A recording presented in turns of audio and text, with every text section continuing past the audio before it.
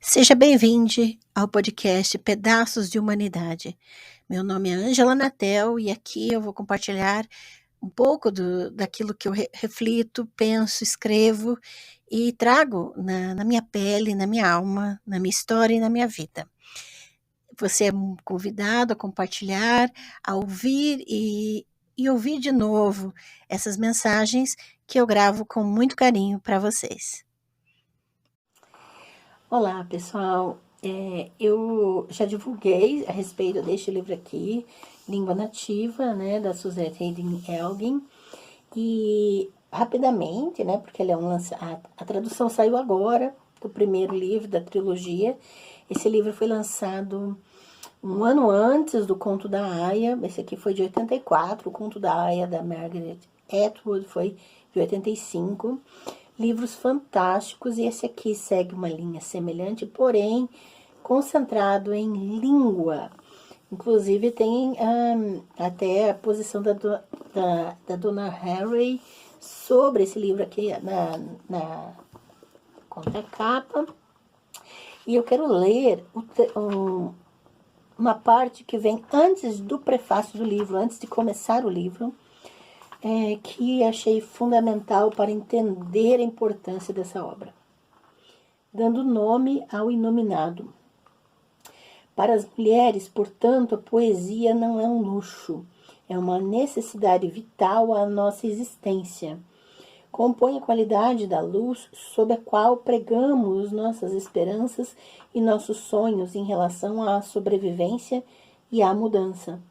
Primeiro transformadas em língua, depois em ideias, depois em ações mais tangíveis. Por meio da poesia, ajudamos a dar nome ao inominado para que seja possível pensar a respeito disso. Audre Lorde, em A Poesia Não é um Luxo, 1985. Anos atrás, escrevi uma história sobre duas irmãs. Uma casou e virou mãe, e a outra... Lembro de ter procurado uma palavra que não existia para definir a outra irmã, mas não encontrei em nenhuma língua que eu conhecia. Uma palavra para descrever uma mulher que vive sozinha e feliz, sem parceiros ou filhos, que é apaixonada pelo trabalho, arte, amizade, cuidar dos outros, política, que está completa e intensamente viva. A expressão solteirona, carregada de conotações negativas, ressentida, solitária, frígida, fracassada, não chegava nem perto do que eu queria descrever. Cresci lendo romances em que solteironas eram ignoradas ou alvo de pena, acocoradas às margens da narrativa como gárgulas febris, como se suas vidas não fossem dignas de atenção. O solteiro, um termo específico para pessoas de gênero masculino, evoca emancipação, independência e liberdade sexual, mas não há um termo equivalente para mulheres sozinhas e realizadas. Que diferença isso faz, essa lacuna na língua? Patricia Anne Hawkins, nascida em 1936 no Missouri, Estados Unidos, viria a se tornar a escritora e linguista Suzette Haydn Elgin. Não é por acaso que ela tem adotado as iniciais she, do inglês she, que significa ela, S-H-I. Afinal, a trilogia Língua Nativa é uma exuberante carta de amor às mulheres e à resiliência feminina ao patriarcado cruelmente repressivo do século XXIII.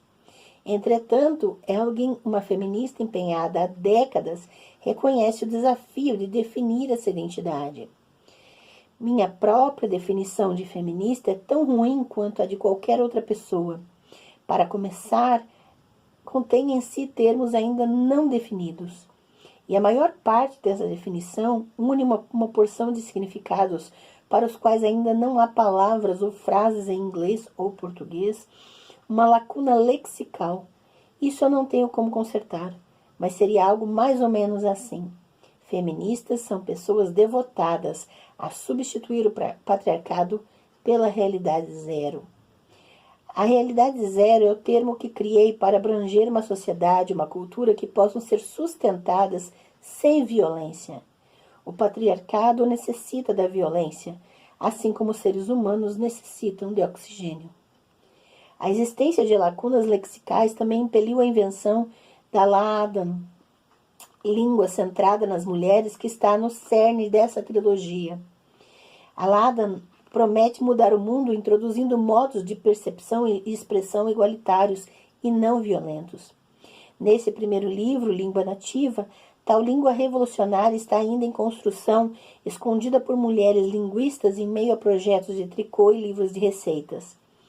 No segundo, de Judas Rose, a Rosa de Judas, a Ladan começa a se espalhar, ainda em segredo, entre mulheres não linguistas. Esses romances não contemplam a vida das solteironas, ou das viúvas, ou das pessoas pós-menopausa, como uma trágica nota de rodapé. Ao contrário, mulheres sem homens são as mais sortudas. Fico entregada pela visão utópica que Elgin tem da vida comunitária nas casas mulheris e nas, curiosamente nomeadas, casas estéreis, que ela pinta como alternativas vibrantes e nutrimentais às famílias de núcleo heterossexual. O crítico que depreciou de Judas Rose no jornal The New York Times não ficou tão intrigado assim.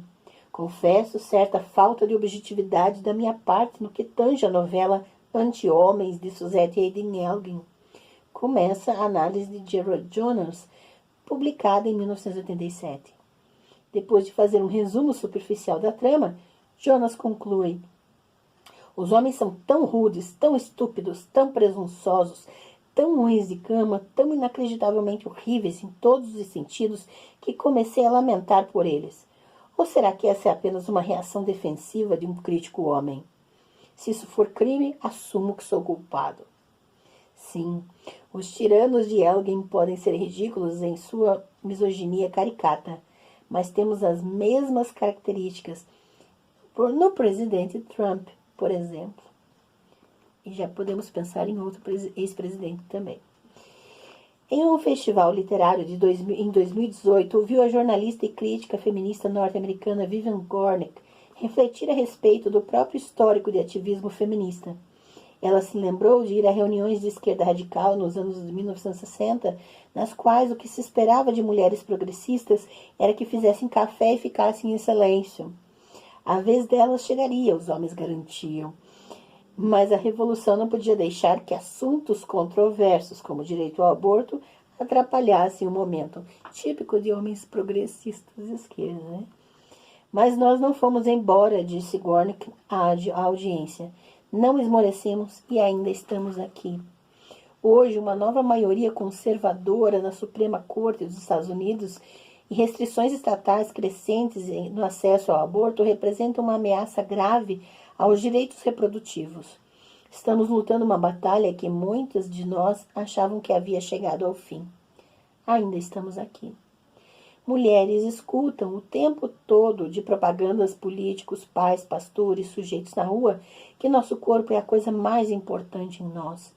Eles nos vendem a mentira de que nosso maior valor está na habilidade de provocar desejo sexual, de ser mais magra que as outras, de conceber e incubar futuros seres humanos.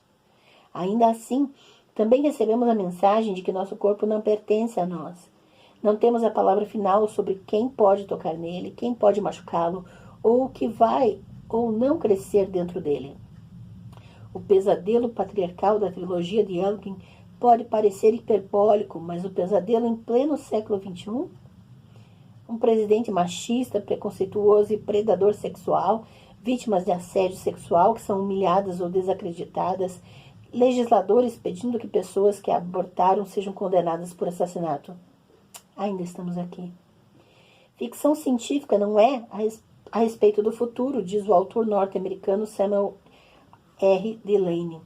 O futuro é apenas uma convenção do mundo da escrita que permite que a pessoa que escreve ficção científica possa se valer de uma distorção significativa do presente para estabelecer um diálogo valioso e complexo com o aqui e o agora de quem lê a obra. E como a filósofa e zoóloga norte-americana Donna Haraway observa, os limites entre ficção e científica e a realidade social são uma ilusão de ótica. Língua Nativa, como qualquer outro romance, é um produto de seu tempo. Embora se passe no século XXIII, a tecnologia não avançou além dos leitores de microfilme e dos computadores de pulso. A União Soviética continua intacta, com a competição entre os Estados Unidos e os soviéticos tão acirrada quanto nunca. O gênero é essencialmente o conceito binário de macho e fêmea biológicos, e não há praticamente menção alguma a questões de raça, deficiências ou orientações sexuais e de gênero diversas. Esses elementos nitidamente datados tornaram a leitura uma experiência ainda mais triste para mim. A trilogia pode ter começado a ser publicada nos anos de 1980, o que é nítido, mas mesmo assim aborda alguns dos assuntos com os quais ainda temos problemas: autonomia do corpo, coerção reprodutiva, masculinidade tóxica, estratégias de resistência feminista, e a língua é um elemento chave nessa mudança política. Livros como The Elgin são lembretes cruciais de que mulheres e pessoas não binárias já estavam erguendo a voz contra a violência patriarcal muito antes do Me Too ou do Mês das Mulheres, mesmo se utilizando de um vocabulário ligeiramente diferente. No meu próprio livro Red Clocks, em tradução livre Relógios Vermelhos, ambientado nos Estados Unidos do século XXI, em que o aborto foi banido de novo, uma herbalista reclusa, conhecida como a reparadora, descumpre a lei interrompendo a gravidez indesejada de quem a procura. A reparadora é um elo com a longa história de mulheres amedrontadas, punidas ou mortas porque não seguiram as ordens que receberam. Mulheres que lutaram contra a escravidão, que não se calaram sobre o direito a voto, que não querem ser esposa ou mãe, que não sorriem o tempo todo. Feiticeiras, rameiras, modistas, antagonistas. De forma similar, as personagens de língua nativa ocupam um futuro imaginário que dialoga diretamente com o nosso preocupante presente.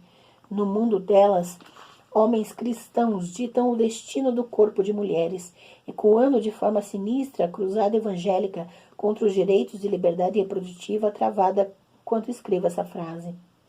Ver um papel ou identidade representada na literatura encoraja a pessoa que lê a se visualizar nesse lugar. Primeiro, transformadas em língua, depois em ideias.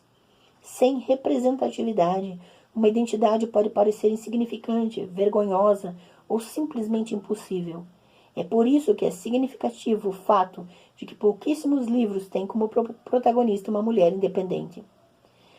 Havia um ditado na Europa do século XXI, citado por William Shakespeare em mais de uma peça, que dizia que a mulher que morre antes de casar será servida por macacos no inferno. Em inglês, a definição moderna de spinster, ou equivalente a solteirona, em inglês, é usado desde o século XVII e a de old maid, encalhada em português, desde o século XVIII.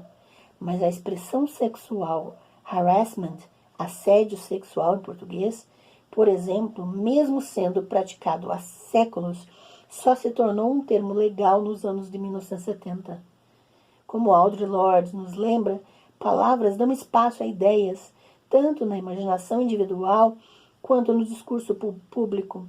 Quando uma ideia não tem nome, é muito mais fácil negar sua existência e não tomar ação alguma para mudá-la. Sou extremamente grata às escritoras feministas das décadas passadas que deram nome ao inominado.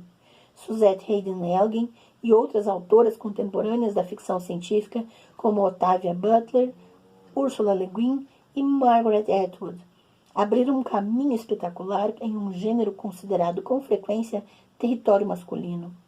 Elas se juntam a uma vasta e gloriosa constelação de artistas cuja linguagem dá espaço a ideias que salvam nossa vida. Lene Zumas, abril de 2019. E essa tradução finalmente chega em 2023 para nós, o primeiro livro da trilogia Língua Nativa. É hora da gente começar a dar nome aos bois.